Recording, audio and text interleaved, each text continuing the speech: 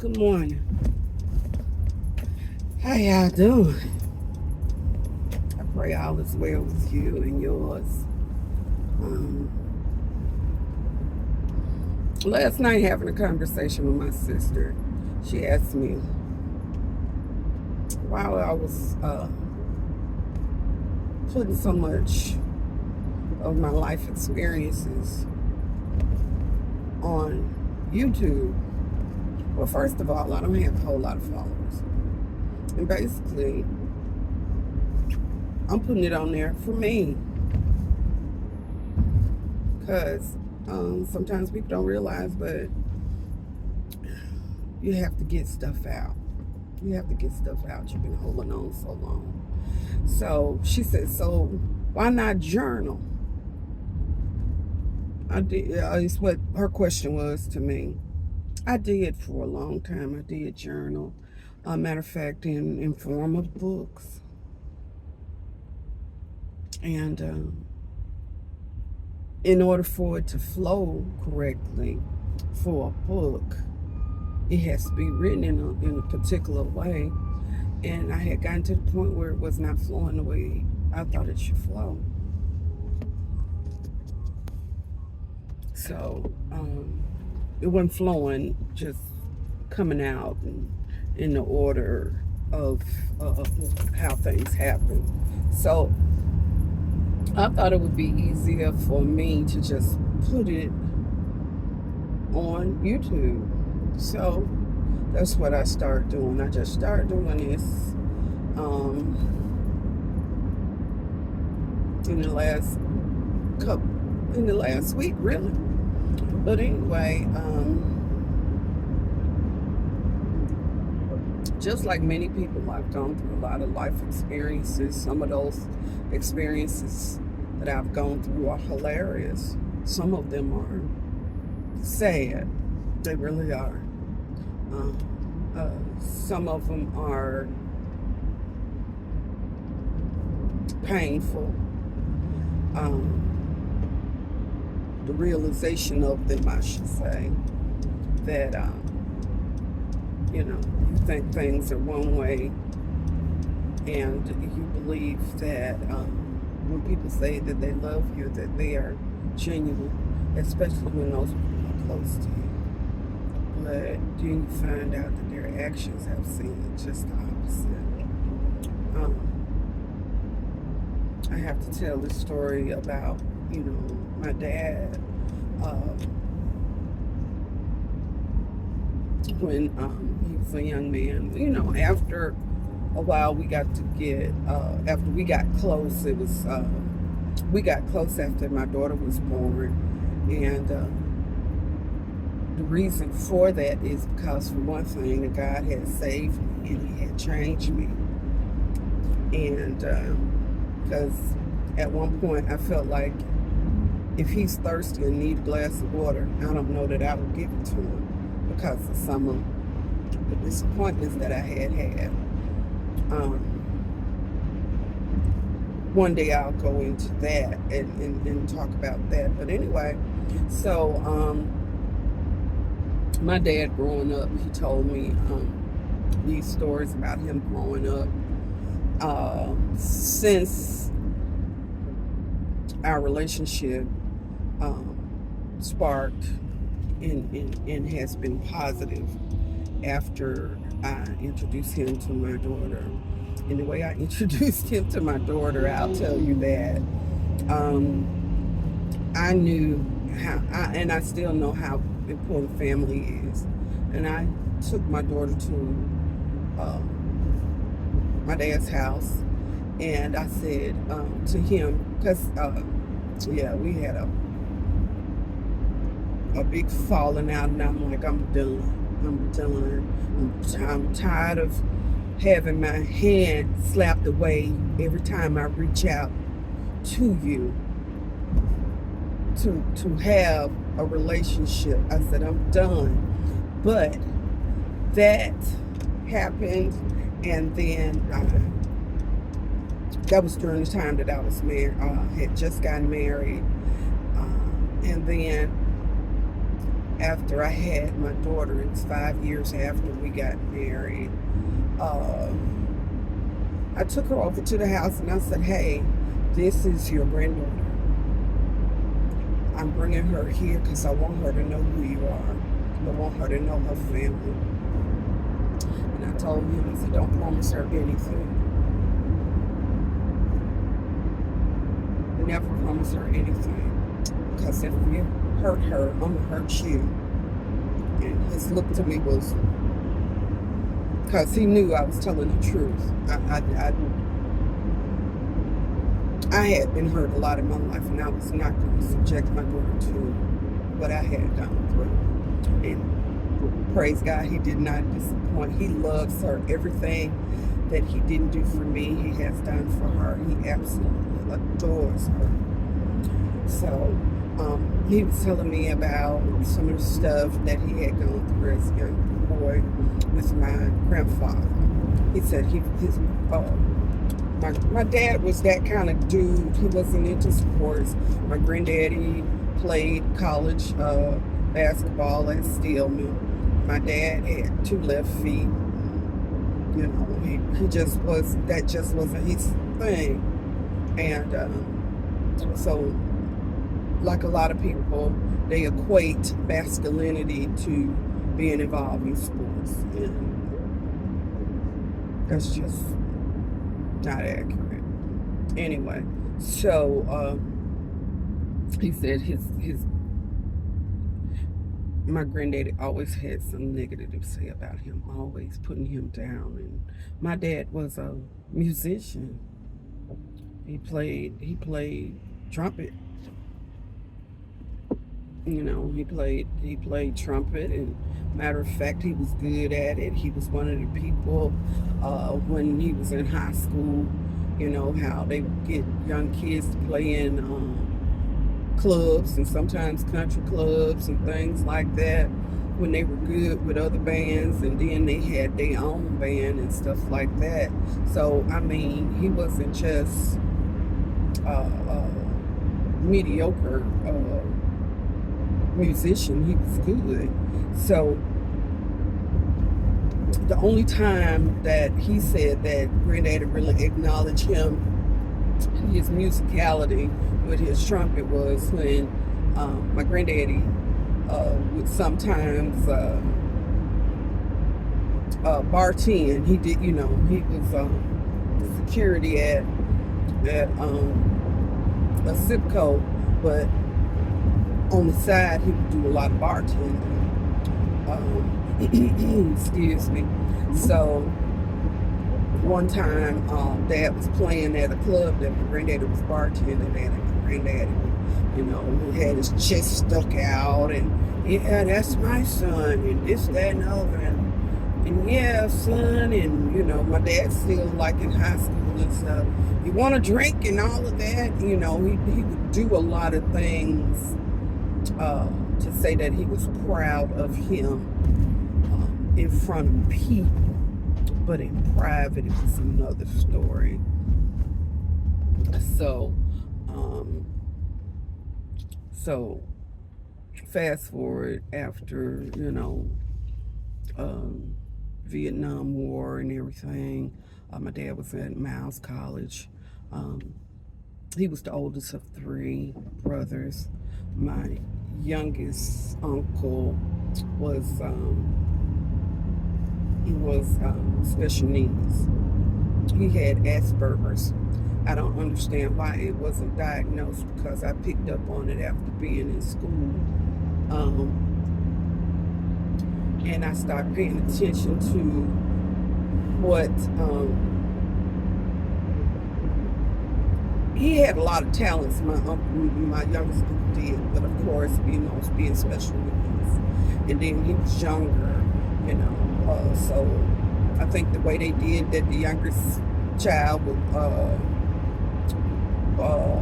especially male child, was never going to go to the military because they needed to carry on the name.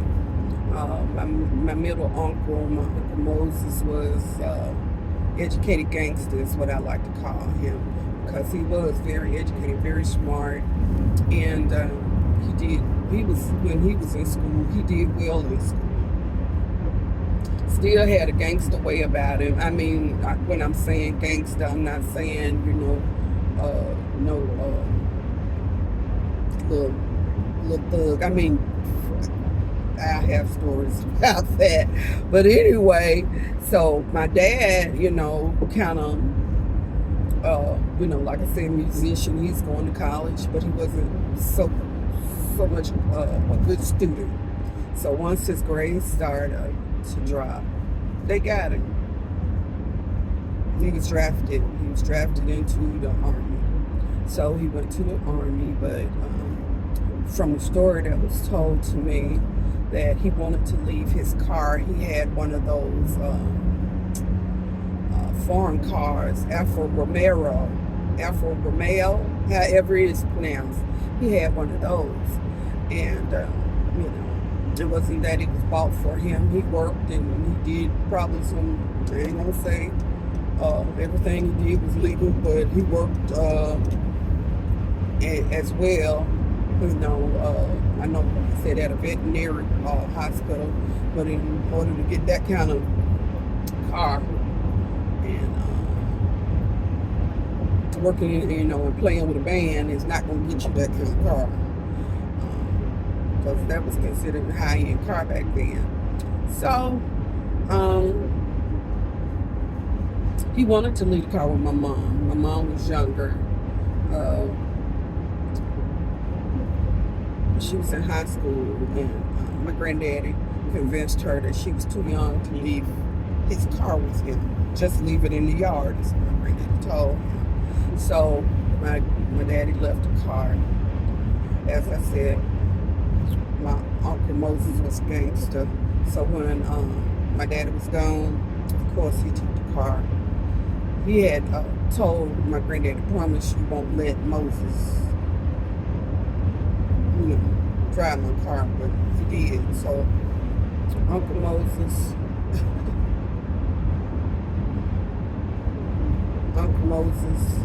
ended up, it was a crumbled up heap of metal, and to destroy a metal car back in those days was crazy, even though it was a small car. Yeah, first of all, he didn't know how to drive a stick shift, I don't believe. And well, I'm not gonna say he didn't know, but I don't believe he knew how to drive that particular car, and he wrecked and destroyed the car. Also, my dad needed somebody to send his money home to. He ended up sending his money home, trusting that his parents would do the right thing. They didn't. I think my granddaddy was over my dad's money.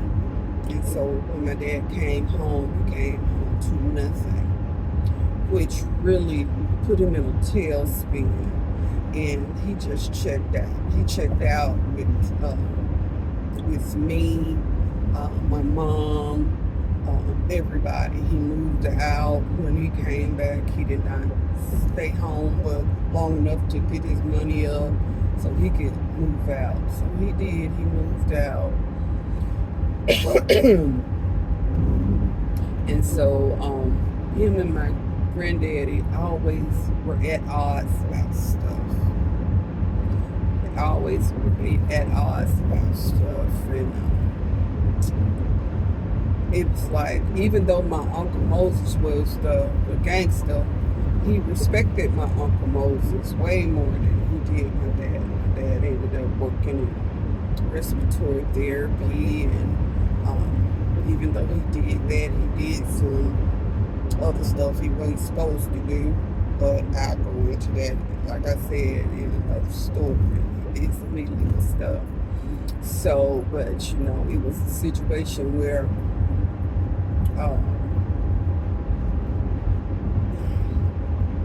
that's the life that he chose. Even though he got legal money, and had a career, he chose to still be in that life, him and his brother, my Uncle Moses. So, and the weird thing is, my grandparents, I just don't get it. I think my grandmama trusted my granddaddy to do the right thing. And because most of the time, women would let men handle the money. Oh, be sure that she didn't let him handle her money.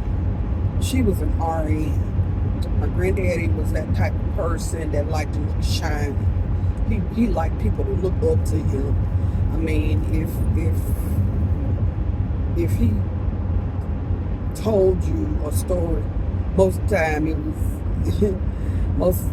was fluffed up, and he had told people so many times about things that he had done, and the truth is, he he would tell people that he would do stuff for people, like my dad.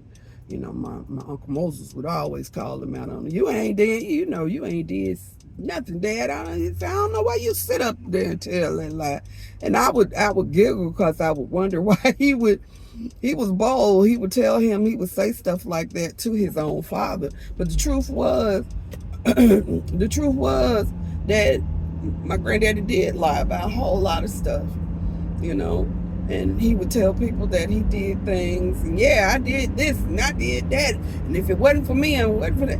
And he just, for whatever reason, he just liked to look shiny. And my dad, like I said, he came back to nothing. And I can imagine going to a war where you're not appreciated when you come back. First of all, your own country is booing you. You don't come back to ticker tape parades and stuff like that. And then also come back to find out that your family been spending your money buying whole cows, and I'm a baby at this time. I guess I'm like 2 or whatever. I don't know. But, and they bringing all that meat to my mom's house. And my mom was like, she can't eat this, and things of that nature. And what they were doing was just being shiny.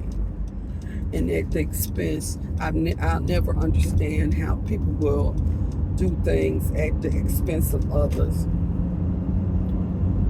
How can you somebody is just sending you their life money to make a life for them when they come back, and it's almost as if my grandfather felt like, well, he ain't coming back, so I'm do what I want to do. And that's sad for your own father to have that idea of his son and not have hope that his son would come back to him after being in the Vietnam War.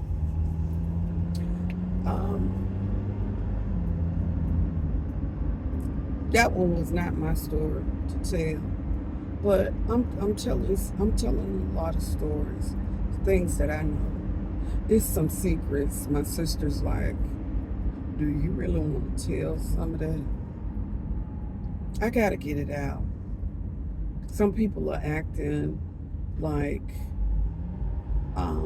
certain people are the villains, and their own mothers are the villains. I knew my mother was a villain to a certain extent when it came to us. She was a provider, but she was a villain. So if I'm going to say that about my own mother, I'm not going to have a problem about saying about some other people, because they need to know the truth. They need to know the truth. And if they see these videos, so be it. But this is mostly for me. Y'all be blessed. Give God the glory in everything you do. Keep him first in your life. Give him the glory. Stay in his will and in his word. Y'all be blessed.